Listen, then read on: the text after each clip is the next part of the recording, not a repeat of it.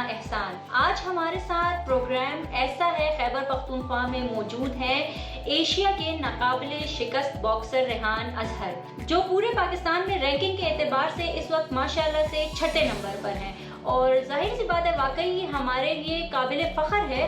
और जवेरिया ज़्यादा अच्छी बात है कि इनका ताल्लुक भी पेशावर से, हमारे शहर से। जी बिल्कुल, और वक्त ज़ाया किए बगैर आपकी मुलाकात कराते हैं रेहान से। बहुत शुक्रिया रेहान, आपको खुशामदीद कहते हैं अपने शो में। रेहान, सबसे पहले सर अपने बॉक्सिंग करियर के बारे में बताएं, कब आपने आगाज़ किया, कितनी मुश्किलात आई, हमारे देखने वालों के साथ शेयर। अस्सलाम वालेकुम, मेरा नाम बॉक्सर रेहान अजहर है और मैं एक प्रोफेशनल बॉक्सर होने के साथ साथ मैं एक प्रोफेशनल जो है MMA फाइटर भी हूँ और मुझे तकरीबन जो है 8 से 9 साल हो गए हैं इस फील्ड में। सबसे पहले मैं जो हूँ बॉक्सिंग करता था, मुझे बॉक्सिंग का शौक चढ़ा। पहले मैं बॉडी बिल्डिंग वगैरह करता था, तो बॉडी बिल्डिंग के साथ मुझे बॉक्सिंग का शौक चढ़ा। हमारे घर छोटी सी अकेडमी थी, वहाँ से मैंने बॉक्सिंग अपने कैरियर का आगाज़ लिया। तो पहले मैंने नेशनल लेवल पर कुछ मुकाबले लड़े, एमेच्योर फाइटर था मैं। उसके फ़ौरन बाद जो है मुझे कुछ पता चला, हमारे कर्नल साहब के थ्रू मुझे पता चला कि यहाँ पर कुछ एशियन फाइट नाइट्स के मुकाबले हो रहे हैं यहाँ पर, जो यहाँ पर दरअसल रोड पर कुछ मुनाक़िद हुए थे। तो इस हवाले से मैंने जो है अपने मुझे एक चैलेंज रिसीव हुआ कि यहाँ पर कोई एक फ़ाइटर आया था, तो अफगानी फ़ाइटर था वो MMA का। तो उसकी तरफ से जो है उसका चैलेंज है पाकिस्तान, कुछ उसका एक्सीडेंट वगैरह हो गया था, कुछ वजह हो गई थी। तो उस वेट में, सुपर हैवी वेट में जो है एक्चुअली बॉक्सर्स एंड फाइटर्स बहुत कम होते हैं। तो फिर जो है मेरे जो है वहाँ पर कर्नल ने मुझे कहा कि यहाँ पे मेरे लिए एक अपॉर्चुनिटी है जो मैं मिस नहीं करना चाह रहा था। तो अल्हम्दुलिल्लाह मुझे एक्सपेक्ट भी नहीं था मैं खेल पाऊँगा, लेकिन मैंने अल्हम्दुलिल्लाह अपने कैरियर की पहली फाइट जो मैंने की वो मैंने MMA फाइट की जो पाकिस्तान से अफगानिस्तान की थी।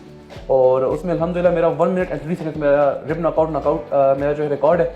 और फिर उसके फ़ौरन बाद इस तरह मुझे जो है अल्लाह पाक ने मुझे कामयाबी दी और खेलते खेलते मेरा फिर जो है पाकिस्तान बॉक्सिंग काउंसिल में करीम आज़ाद साहब और अब्दुल रशीद बलोच साहब के थ्रू अल्हम्दुलिल्लाह मैं अपना लाइसेंस अपना रजिस्टर्ड करवाया और इस वक्त जो है हमारी जो रैंकिंग होती है वर्ल्ड वाइड रजिस्टर्ड हो जाती है हमारी इस तरह। और फिर खेलते खेलते अल्हम्दुलिल्लाह आज मैं WBC टाइटल में पाकिस्तान लेकर आया हूँ। अच्छा रेहान, थोड़ा सा आप हमें बताएं कि आपको बचपन से ही शौक था इधर आने का, यानी हम अमूमन हम लोग देखते हैं कि लड़कों ने बड़े होकर पायलट बनना होता है, डॉक्टर बनना होता है, लड़कियों ने टीचर बनना होता है। आप अपना बताएं, आपका बचपन से शौक था या आपकी कोई इंस्पिरेशन था, उसको आपने आगे? जी मैम, मुझे जो है बचपन से ही मुझे मैम फाइट का शौक था।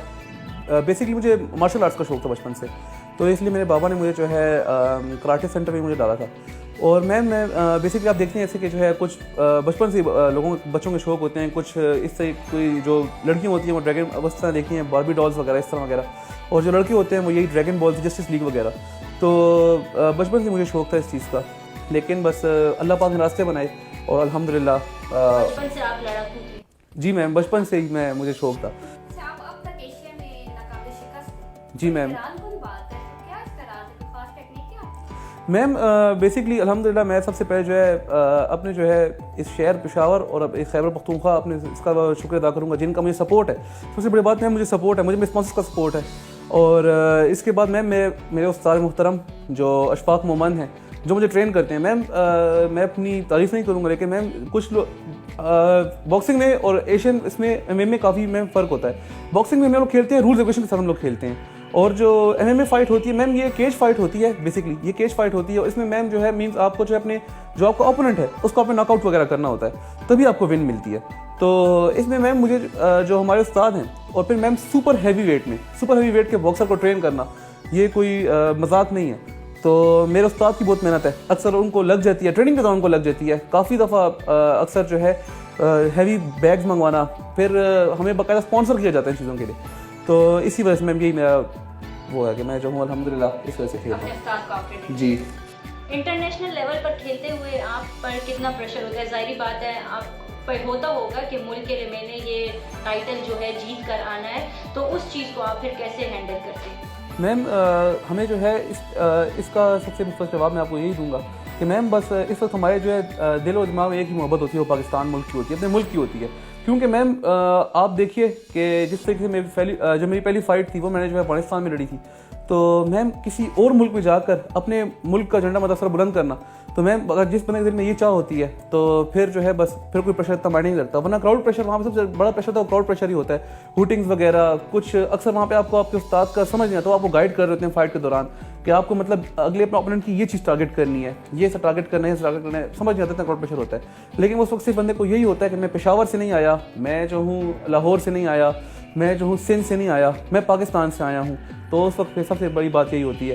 तो इस वजह से हम लोग अपना नो टाइटल डिफेंड कर लेते हैं हम। रेहान, जैसे कि एशियन लेवल पर रैंकिंग के एतबार से आप 6ठे नंबर पर हैं, तो इस तरह वर्ल्ड वाइड आप लोगों की क्या रैंकिंग होगी?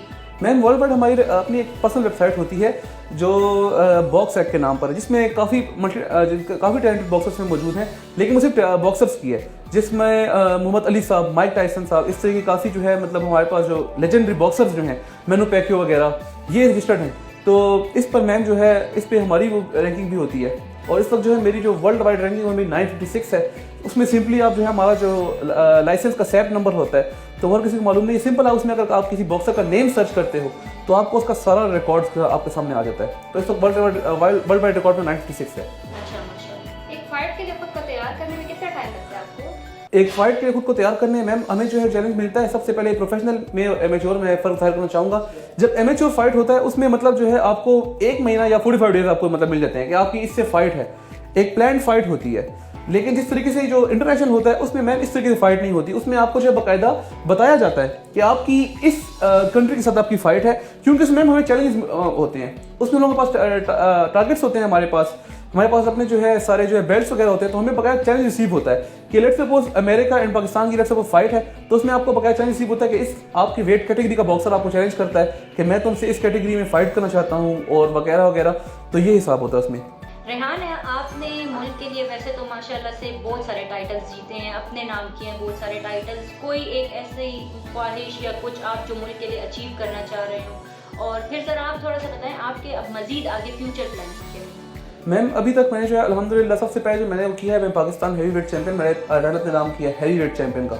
उसके बाद मैंने जो है जो आपको जिसका जिक्र करा था एशियन MMA फाइट, उसका मैंने टाइटल अपने नाम किया है। इस तरह मेरे पास और भी काफ़ी हमारे साथ टाइटल मौजूद हैं। अभी मेरे पास मैम जो इस वक्त है ये जावेद रफ़ी की प्रमोशन की तरफ से है।